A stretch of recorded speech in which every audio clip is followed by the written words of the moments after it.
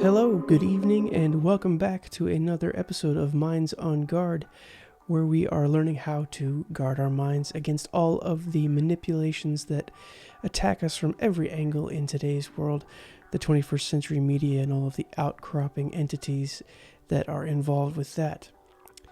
Over the last series of videos, we've been heading toward a deeper discussion on some of the issues that are present in society with respect to the psychological programming that plagues us every day. I've wanted to get into this discussion and dive deeper into levels of understanding, as I feel that it's only through having a working knowledge of what is being used to control and manipulate our behaviors that we can live with the kind of clarity to remain on guard to the attacks that plague us. Up until now, we've only touched briefly on many subjects that shine sort of flittering glimmers of light onto the mosaic of what we're actually dealing with. But I'd like to begin to shift over the series on this channel into a more focused and detailed approach to the topics that we look at. Some of the upcoming videos will necessarily be a bit more detail-oriented and likely come with some technical language and things of that nature. I'll be doing this and sort of separating things into some short series on various topics to be able to give a deeper dive into all of the nuanced and interconnected areas where we see control mechanisms, both subtle and overt. We are in the midst of one such series right now, which began with our discussion on think tanks. What we learned there is that through monetary and political power, there is a massive amount of influence being wielded around the world by unelected and therefore unaccountable people. The organizations which draft and submit policy and legislation exert so much dominating force over the progression of societies that we cannot go a single day without coming into contact with some form of privately funded policy aimed at furthering the already colossal levels of power and control that's being held within big business through their public-private partnerships with world governments. We will return to that subject in upcoming videos, but I'd like to take this time to pick up where we left off in our last video.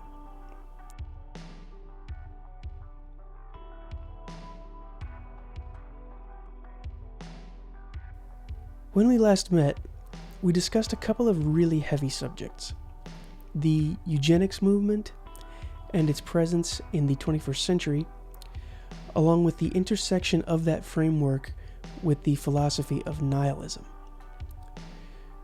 Where the first is an idea aimed at refining humanity to a type of perfected state, the second is a worldview where nothing has value and all meaning in life has been destroyed.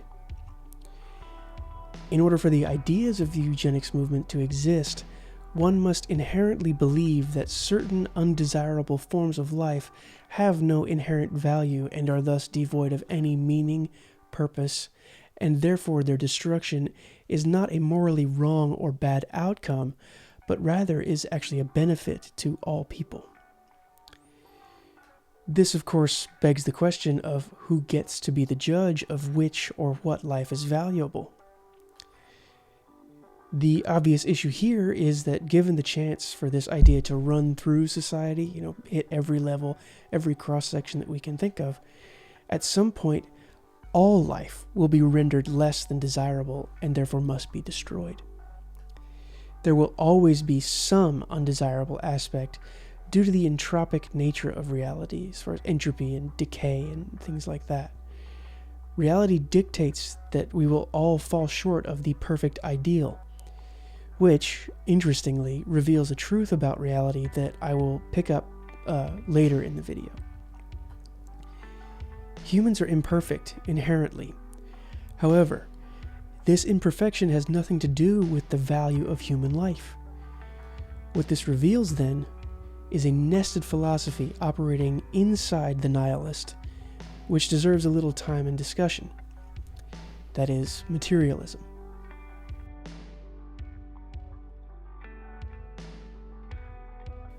The Oxford English Dictionary defines materialism as the theory or belief that nothing exists except matter and its movements and modifications, or more narrowly, the theory or belief that mental phenomena are nothing more than or are wholly caused by the operation of material or physical agencies. Also, in the American Psychological Association's Dictionary of Psychology, we read that materialism is the philosophical position that everything, including mental events, is composed of physical matter and is thus subject to the laws of physics. From this perspective, the mind is considered to exist solely as a set of brain processes. The position that the causes of behavior are to be found in the material of the body, particularly the nervous system. It is nearly always associated with hard determinism.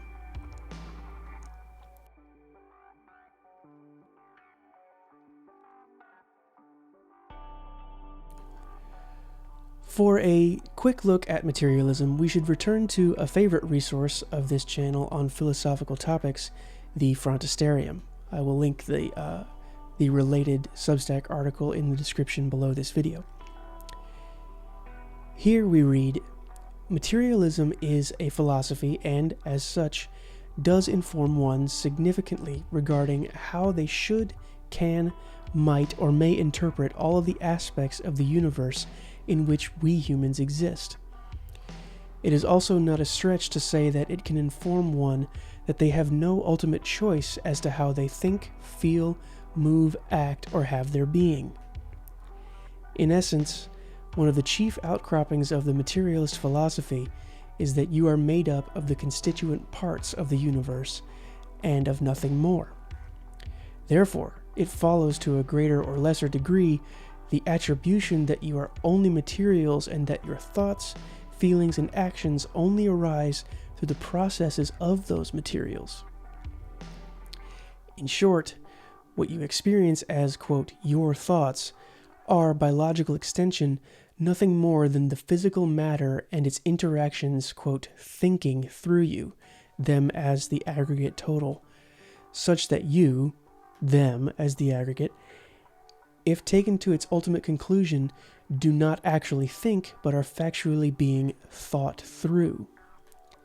We can undoubtedly see that the logical extension of the a priori will prove, within its philosophical boundaries, that the will is illusory and that there is ultimately no choice that can be attributed to humankind's will or to what is called humankind in total.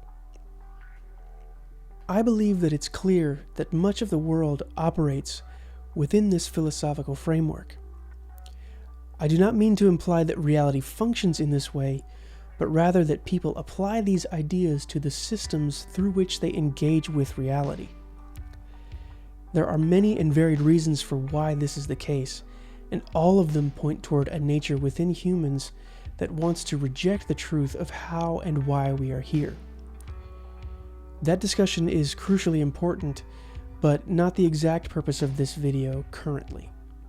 However, what we can say is that through this adherence to a materialist philosophical framework, people are able to easily and quickly abdicate or cast off their personal responsibility for their own thoughts and behaviors, which is very much the focus of this channel.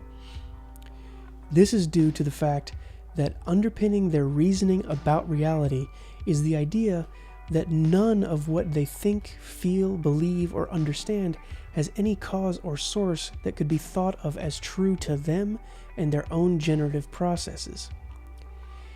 It's all been reduced to a random convergence of material and physical processes that must have some kind of material cause, even if that cause is not known or understood. What this then does is it removes the divine referential, the transcendent nature of reality, and renders God and his moral framework for reality as merely an illusion. What we are left with is the meaninglessness and futile worldview of the nihilist, and can therefore justify any and all manner of behavior such that we're able to deal with the hard truth that without God, there really is no reason to live. The interesting fact of this is that even while people live their lives within the materialistic, nihilistic framework, they do not follow their worldview's logic to its ultimate conclusion, and instead choose to feign a type of acceptance of God and therefore a reason to continue living, while simultaneously rejecting Him and behaving from the emotionally reactive state that their worldview requires. This is not true freedom, in my view. To live reactively is to be a slave to whatever can cause your emotions to swing in any direction, and it's this fact that the programmers and directors of the media and the entities who run and fund it understand at a fundamentally deep level. They utilize the cognitive dissonance of the materialistic philosophical underpinnings that are at odds with the need for people to have a connection to the transcendent truth of God in order to steer and manipulate us into serving their designs for power and control over every aspect of our lives. What I suggest is that people begin to wake up to the truth that without God, we have no moral framework from which we may live well and with any purpose. Therefore, we must set aside our fears of what we cannot touch, taste, or measure, and step into the truth that God has designed for us for a purpose. And that purpose is to live with love, in service to others, and ultimately to serve His perfect will. It is our responsibility to take up our cross daily and step forward in what we must take on as our duty to live well and in harmony with the truth of reality. This is hard, and there are forces at work that are seeking to pull us away from the truth at every hour of every day. So please, stay strong, stay grounded and rooted in the truth, stay diligent and vigilant, with your minds always on guard.